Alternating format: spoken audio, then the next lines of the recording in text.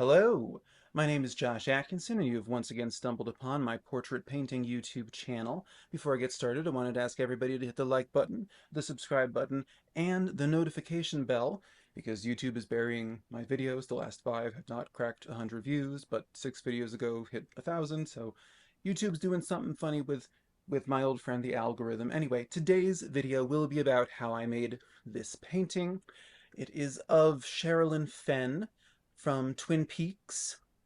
If you know my channel, you know I tend to paint David Lynch characters and David Lynch himself and all those things. Anyway, we'll talk about it. Whatever I'm going to talk about, I don't know.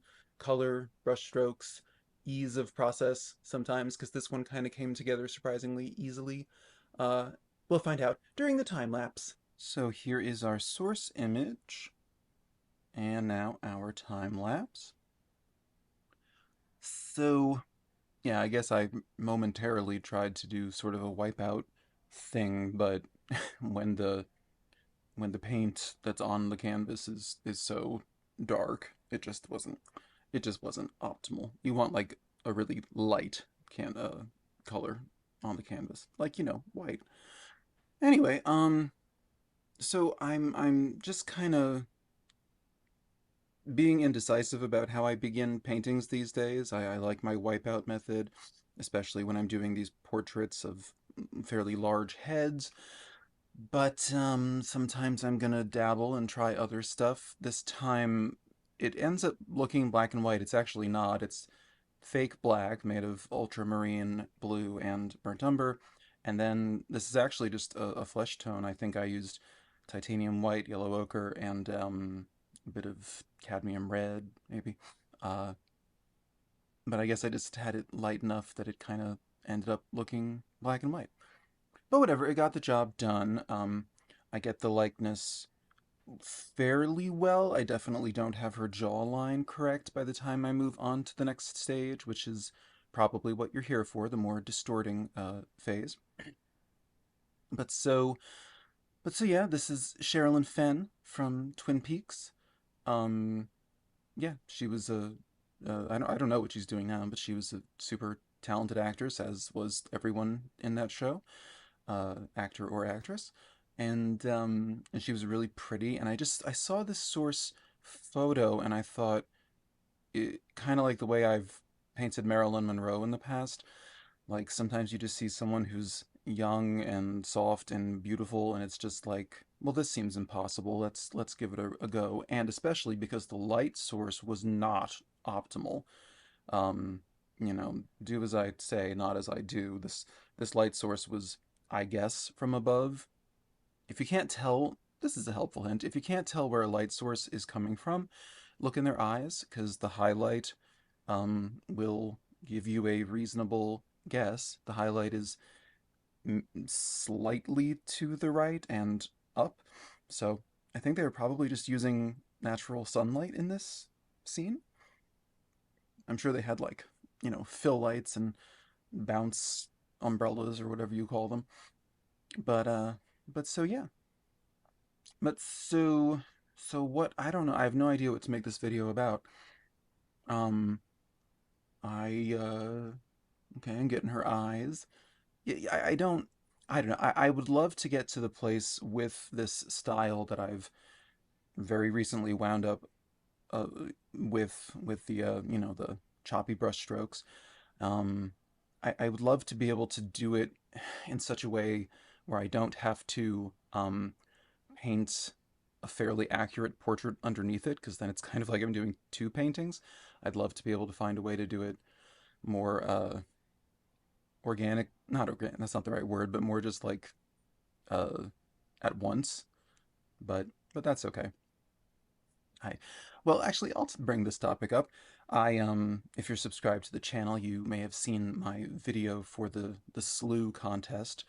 My two submissions for that, I lost. I did not place as a finalist or an honorable mention or anything. And one of the two judges, a guy named Alpay, who evidently draws his paintings with pencil before he paints them, and um, apparently has a very high regard for that practice, because he said when he was judging the finalists that it was something about you had to take into account how much work went into something, and he was referring to one of the winners who drew the entire painting with a pencil first, as though, and then like filled it in with the paint, and I'm like, are you trying to tell me that that's harder, that that's more work than going in directly with the brush? And then especially doing this sort of style where I'm basically doing two paintings. But whatever. Um, if I sound bitter, I want you to understand that it's only because I am. Um, Kind of tempted to make a video about art contests and gatekeepers and why we as creative people allow strangers to determine how we feel about things. I don't know. I don't know. I don't really know what visual component I would add to that video. And I'm not talking about this painting. At the end of the day, I love my work, whether strangers on the internet do or don't. And I'm very happy with. Okay, we'll talk about color. I'm again, nothing's ever black or white or brown or gray. Everything has to be red, orange, yellow, purple, green. What's the last one? Blue. Um, so I'm trying to find all those things. And so her black hair, I'm adding blue, and of course they already put her in this minty green shirt to bring out her eyes, which pop even without that color. So I let the cheek, the redness of the cheek, kind of pop a little more, and then the background. This is kind of a thing like if you don't have a clear lighting source, you can just sort of let a, a subtle halo around the subject be lighter than what's around it. It's kind of like vignetting in a photography or cinematography.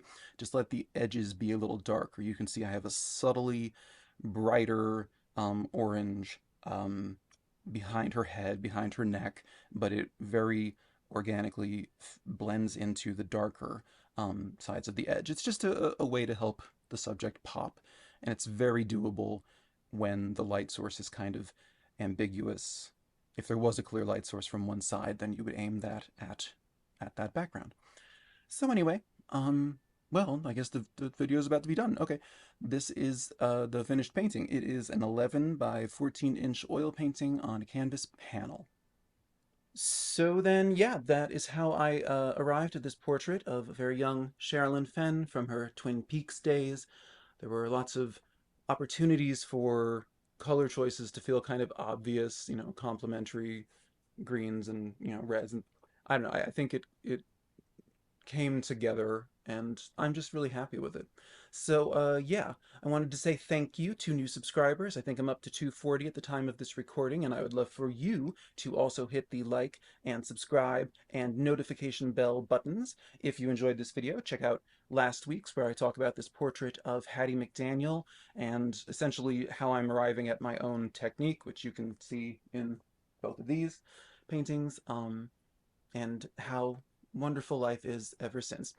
Okay, well, I will see you all in 7 days with maybe not a portrait, might be a still life. Gonna be making some changes. We'll talk about that next week in 7 days. So until then, I hope you have the most blissful experiences up to now in your whole lifetime and write about it in the comment section. And okay, yes. Bye bye.